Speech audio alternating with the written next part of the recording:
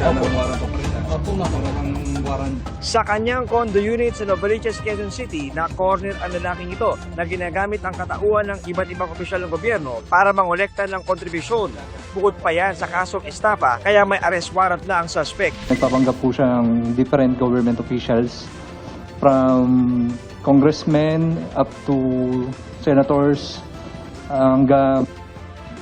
hanggang sa president po. There's a coordination from Presidential Security PMPSC, no, Presidential Security Command natin, together with our OTCD to apprehend this person who represent himself na kunyari siya secretary ng isang departamento, kunyari siya si First Lady.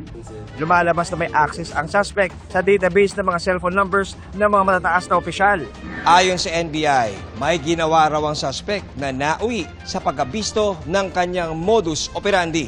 He pretended himself to have an information leading to the arrest of Senator Bato de la Rosa. I already sense na gusto niya mag-scam eh. Pinadalan ko ng a certain amount, maliit lang talaga na amount. Nung pinadalan ko na siya, sumusunod na humingi na ulit ng amount. Ano? Noon na raw ikinasa ang operasyon. Nakuhanan din umano ang suspect ng illegal na droga. Nang tanungin kung sino ang kanyang pinaka-boss. Hindi naman po halina. Congressman. Police? Oh, okay. Police. Naharap siya sa reklamong estafa in relation to RA 1175 o Cybercrime Prevention Act. Taliwas sa pananaw ng kanyang abogado, fugitive from justice pa rin ang tingin ng NBI kay Senador Bato de la Rosa. Ginagamit na raw ng NBI ang kanilang regional offices para sa surveillance. Anything is possible. He can be in Mindanao, he can be in Visayas, he can be in Metro Manila. So, kaya po lahat yung tinitinanin. Ayon sa NBI, kabilang sa posibleng isyuhan ng supina ang kanyang asawang si Nancy, kaugnay sa mga post nito sa social media. Of course, we're contemplating on issue of subpoena to his wife also. Kasi may statement siya yung wife niya, if you will recall, sa sa online news nyo, that what happened on May 13, yun yung ginamit na opportunity ni Senator Bato to escape the arrest. Sinisikap namin makuha ang panig ng asawa ni De La Rosa tungkol dito. Ang DILG, pinag-iisipan kung mag-aalok ng pabuya para mahanap ang senador. Pwede, considering that, but apparently it's not effective yet, so hindi namin kung anong kailangan. Umapil na sila kay De La Rosa na sumukol at igagalang naman daw ang kanyang karapatan. Please surrender. Gagalangin ka namin, your rights will be observed, but wag na natin patagalin to kasi baka hindi umuwi pa to sa hindi mo gusto. Arrest po namin siya ng warrant of arrest. Opo, ma'am. Warrant. Sa kanyang condo unit sa Novaliches, Quezon City, na-corner ang lalaking ito na ginagamit ang katauhan ng iba't ibang opisyal ng gobyerno para mangolekta ng kontribusyon. Bukod pa yan sa kasong estafa, kaya may arrest warrant na ang suspect. Nagpapanggap po siya ng different government officials from congressmen up to senators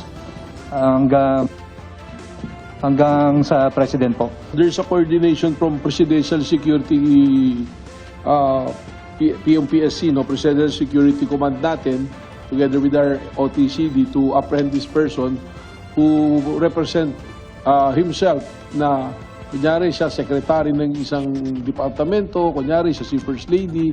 Lumalabas na may access ang suspect sa database ng mga cellphone numbers ng mga matataas na opisyal. Ayon sa NBI, may ginawa raw ang suspect na nauwi sa pagkabisto ng kanyang modus operandi. He pretended himself to have an information leading to the arrest of Senator Bato de la Rosa. I already sense na gusto niya mag-scam eh. Pinadalan ko ng a certain amount, maliit lang talaga na amount. Nung pinadalan ko na siya, sumusunod na humingi na ulit ng amount. Ano? Noon na raw ikinasa ang operasyon. Nakuhanan din umano ang suspect ng illegal na droga. Nang tanungin kung sino ang kanyang pinaka-boss. Hindi naman po halina. Congressman. Police? Oh, okay. Police. Naharap siya sa reklamong estafa in relation to RA 1175 o Cybercrime Prevention Act. Taliwas sa pananaw ng kanyang abogado, fugitive from justice pa rin ang tingin ng NBI kay Senador Bato de la Rosa. Ginagamit na raw ng NBI ang kanilang regional offices para sa surveillance. Anything is possible. He can be in Mindanao, he can be in Visayas, he can be in Metro Manila.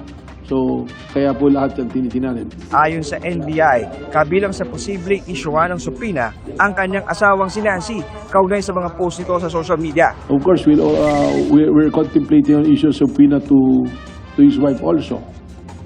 Kasi may statement siya yung wife niya, if you will recall, sa sa online news nyo, that what happened on May 13, yun yung ginamit na opportunity ni Senator Bato to escape the arrest. Sinisikap namin makuha ang panig ng asawa ni De La Rosa tungkol dito. Ang DILG, pinag-iisipan kung mag-aalok ng pabuya para mahanap ang senador. Pwede, considering that, but apparently it's not effective yet, so tignan namin kung anong kailangan. Umapil na sila kay De La Rosa na sumukon at igagalang naman daw ang kanyang karapatan. Please surrender.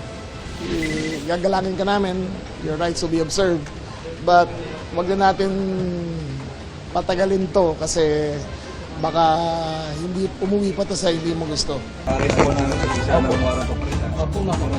Warrant. Sa kanyang condo unit sa Novaliches, Quezon City, na corner ang lalaking ito na ginagamit ang katauhan ng iba't ibang opisyal ng gobyerno para mangolekta ng kontribusyon.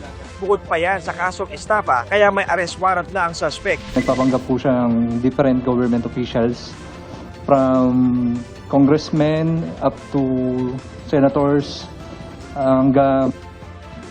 hanggang sa president po. There's a coordination from Presidential Security PMPSC, Presidential Security Command natin, together with our OTCD to apprehend this person who represent himself na kunyari siya secretary ng isang departamento, kunyari siya si First Lady.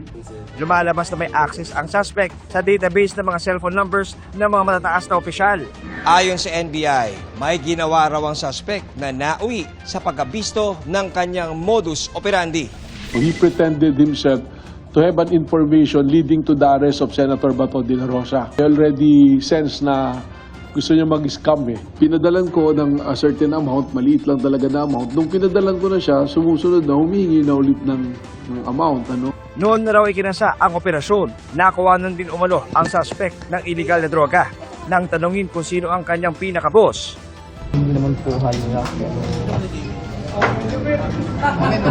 Congressman. Police. Okay, police.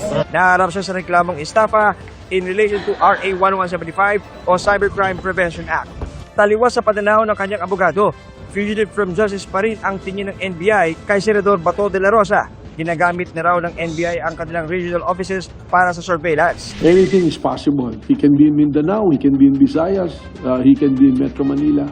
So, kaya po lahat yan tinitinanin. Ayon sa NBI, kabilang sa posibleng isyuhan ng suprina ang kanyang asawang si Nancy kaugnay sa mga post nito sa social media. Of course, we're contemplating an issue of subpoena to his wife also. Kasi may statement siya yung wife niya, if you will recall, sa sa online news nyo, that what happened on May 13, yun yung ginamit na opportunity ni Senator Bato to escape the arrest. Sinisikap namin makuha ang panig ng asawa ni De La Rosa tungkol dito.